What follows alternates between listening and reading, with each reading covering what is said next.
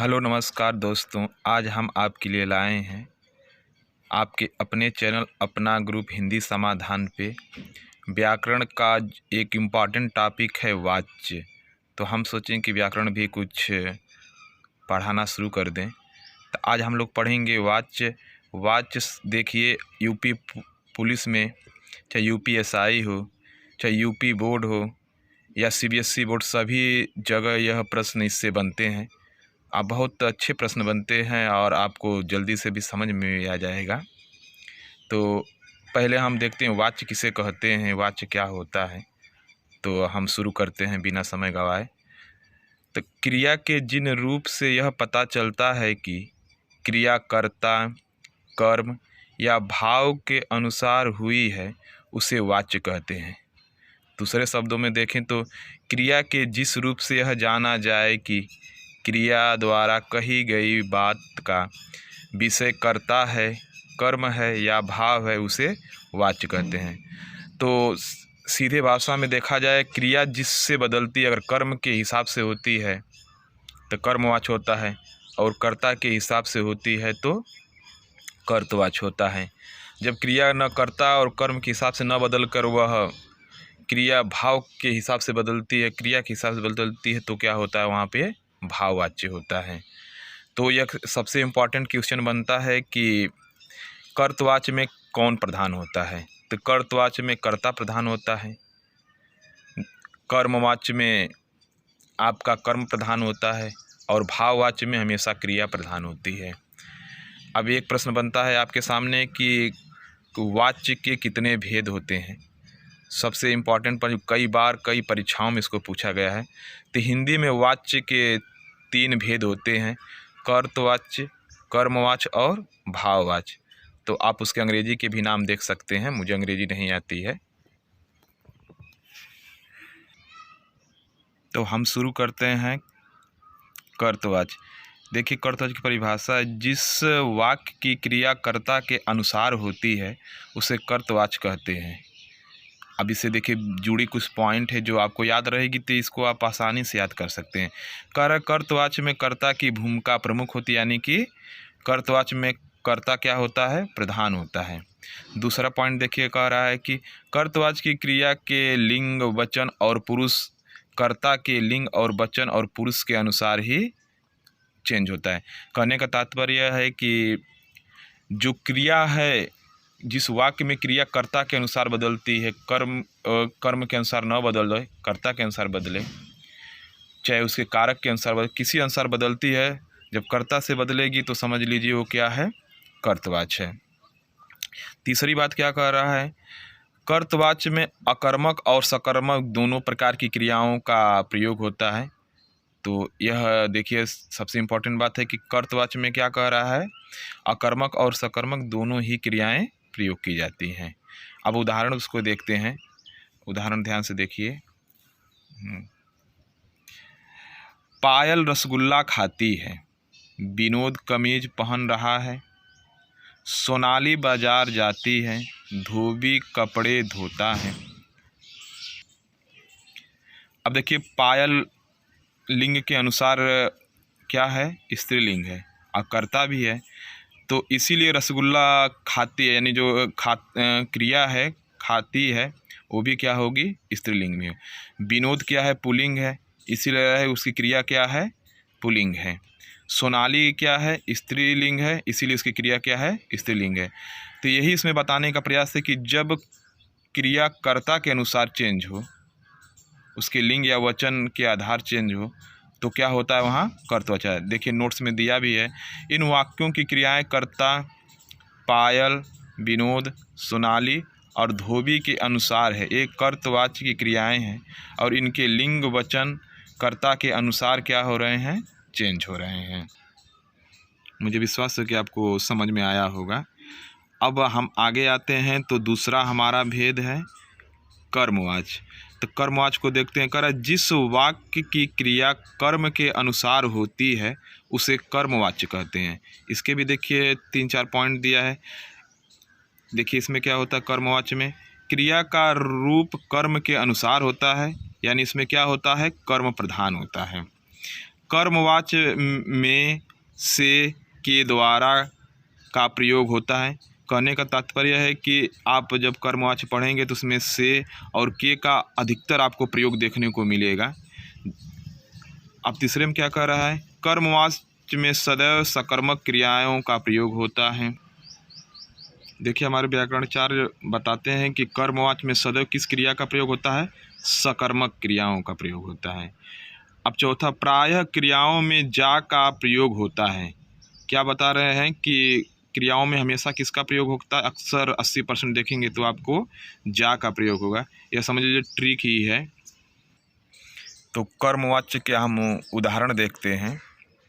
देखिए, मेरे द्वारा खाना खाया जाता है, राधा द्वारा गीत गाया जाता है, पुस्तक पढ़ी जाती है, आम खाया जाता है, अरुण से साड़ी खरीदी जाती है। तो आप देखिएगा, पीछे हम अभी लोग पढ़ के आए हैं विशेष में इसके कि क्रिया में अक्सर आपको क्या मिलेगा, ता मिलेगा, जा मिलेगा, ऐसे आपको देखने को मिलेगा, और बीच बीच में आपको से मिलेगा और द्वारा मिलेगा। ऐसे शब्द जिसके बीच में आते हैं उससे स्पष्ट होता है कि यह कौन सा वाक्य है, कर्मवाच्य। देखिए, इन वाक्यों में खाना, गाना, पुस्तक, आम, साड़ी शब्द कर्म में है तथा इन वाक्यों की क्रियाएं इन्हीं कर्मों के अनुसार आई हैं तथा क्रियाओं के लिंग और वचन कर्म के अनुसार हैं। यह अतः ये क्रियाएं कर्मवाच्य होंगी।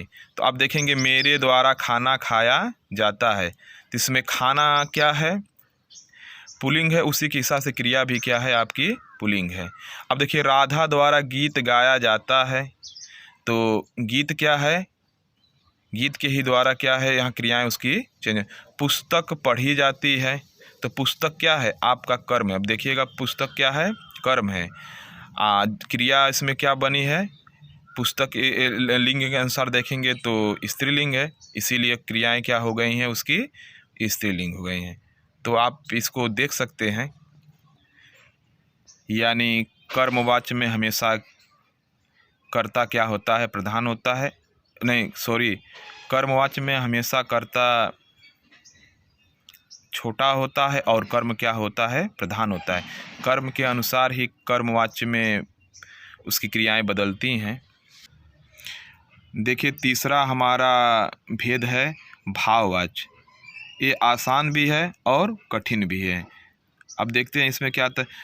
जो क्रियाएं वाक्य के कर्ता या कर्म के अनुसार न होकर भाव के अनुसार होती हैं उसे भाववाच्य कहते हैं। क्या कह रहा है भाववाच्य में, कह रहा है कि जिसमें न कर्ता के अनुसार न कर्म के अनुसार क्रियाएं नहीं होती, किसके अनुसार होती हैं, भाव के अनुसार होती हैं। इसमें भाव ही क्या होता है, प्रधान होता है, वो भाववाच्य कहलाता है। तो इसका भी देखिए, इसमें विशेष इसका क्या क्या है, भाववाच्य में भाव ही प्रधान होता है। नंबर 2 पे आएंगे तो भाववाच्य में भी कर्मवाच्य की तरह से के द्वारा का प्रयोग किया जाता है। भाववाच्य में क्रिया सदैव अकर्मक होती है। तो आप का इसमें बता रहा है कि भाववाच्य में क्रियाएं हमेशा क्या होती हैं, सदैव ही हमेशा क्या होती हैं, अकर्मक होती हैं। भाववाच्य का प्रयोग प्रायः असमर्थता प्रकट करने के लिए होती है। आप वहाँ अफसोस जताएंगे, असमर्थता दिखाएंगे, हम करना तो चाह रहे हैं और कर नहीं पा रहे हैं। भाववाच्य का प्रयोग बहुत सीमित होता है, भाववाच्य का प्रयोग बहुत ही सीमित होता है। तो इसमें आपको असमर्थता ही सबसे मेन पॉइंट, उससे आप इसको पहचान सकते हैं। अब देखिए, इसके उदाहरण देखते हैं। मुझसे खाया नहीं जाता है, राधा से गाया नहीं जाता है, राम से बैठा नहीं जाता है, थकान से चला नहीं जाता है। देखिए नोट्स, इन वाक्यों की क्रियाएं कर्ता कर्म के अनुसार न होकर भाव के अनुसार हुई हैं, अतः ये क्रियाएं भाववाच्य हैं। अब देखिए, मुझसे खाया नहीं जाता है, तो कर्ता इसमें स्वयं को बता रहा है कि मुझसे खाया नहीं, वो असमर्थता व्यक्त कर रहा है। देखिए राधा कर रही हमसे गाया नहीं जाता, वो भी असमर्थता व्यक्त करती है। राम से बैठा नहीं, राम भी यही कह रहा है कि मैं बैठना तो चाह रहा हूँ और बैठ नहीं पा रहा हूँ। तो देखिए अगर यही होता राम नहीं बैठता है, राम नहीं बैठता है तो वो कर्तवाच हो जाता है, मगर कर राम से बैठा नहीं जाता है तो ये क्या है, भाववाच्य। नहीं देखकर आपको भाववाच्य नहीं मारना है, पहले उसको वाक्य को समझना, उसके बाद भाववाच्य को और कर्तवाच्य में फर्क करना है। क्योंकि आपको ऐसे उदाहरण मिलेंगे कि राम नहीं खाता है तो ये आपका का कर्त हो जाएगा, मगर यहीं पर आएगा राम से नहीं खाया जाता है तो ये क्या हो जाएगा, भाववाच्य। अब देखते हैं देखिए अगला टॉपिक बहुत ही इम्पॉर्टेंट है, इसी का है वाच्य परिवर्तन। इसमें देखिए वाच्य परिवर्तन आता है तो आप देखते हैं कर्तवाच्य से कर्मवाच्य बनाना, यह खूब परीक्षाओं में पूछा जाता है, चाहे CBSE बोर्ड हो, चाहे यूपी बोर्ड हो, चाहे उत्तर प्रदेश पुलिस हो, चाहे उत्तर प्रदेश SI हो। देखिए बलराम कसरत करता है, एक कर्तवाच्य है। अब इसको हम कर्मवाच्य में बदलें, बलराम द्वारा कसरत की जाती है। तो अब उसको देखिए उसमें क्या बदले उस वाक्य को बदले हैं तो वहाँ द्वारा का प्रयोग कर दिए हैं। अगला प्रश्न देखिएगा, महादेवी ने एक कविताएं लिखी। अब उसको हमको बदलना तो क्या लिखेंगे, एक कविताएं महादेवी वर्मा द्वारा लिखी गई। सारिका ने चित्र बनाया, सारिका द्वारा चित्र बनाया गया। रमा ने खाना खाया, रमा द्वारा खाना खाया गया। तो ऐसे उसको हम एक दूसरे में बदल लेंगे। आगे देखते हैं कर्तवाच्य से भाववाच्य बनाना। तो देखिए गुड़िया नहीं नाचती, गुड़िया नहीं नाचती, गुड़िया से नाचा नहीं जाता। मैं उठ नहीं पाती, मुझसे उठा नहीं जाता। मोहन नहीं हंसता है, मोहन से हंसा नहीं जाता है। सुधाकर नहीं सोता है, सुधाकर से सोया नहीं जाता है। तो आप देख लीजिए ना कि इसमें भी नहीं है, इसमें भी नहीं है, मगर जो भाववाच्य का नहीं होता है उसमें वाक्य से आपको असमर्थता पर महसूस होगी, पर जो कर्तवाच्य होता है उसमें आपको असमर्थता नहीं, उसमें नकारात्मकता क्या होती है, दिखाई जाती है। तो आगे हम देखते हैं कर्मवाच्य से कर्तवाच्य बनाना। प्रधानाचार्य द्वारा पुरस्कारों की घोषणा की गई। अब इसको हम क्या करेंगे, प्रधानाचार्य ने पुरस्कार की घोषणा की है। अब अगला देखिए, दादी द्वारा मज़ेदार कहानियाँ सुनाई जाती हैं। तो अब इसको हम कर्तवाच्य में क्या करेंगे, दादी मज़ेदार कहानियाँ सुनाती हैं। तो हमें विश्वास है कि आपको यह वीडियो अच्छी लगेगी, क्योंकि इसमें कम समय में हमने वाच्य के बारे में आपको बता दिए हैं। अब आगे हम वाच्य के जो परीक्षाओं में बार बार उदाहरण पूछे जाते हैं उसकी भी एक वीडियो बनाकर इस पर डाल देंगे। तो हमारी वीडियो को सुनने के लिए, देखने के लिए, लाइक और सब्सक्राइब करने के लिए आप सभी का धन्यवाद। जय हिंद, जय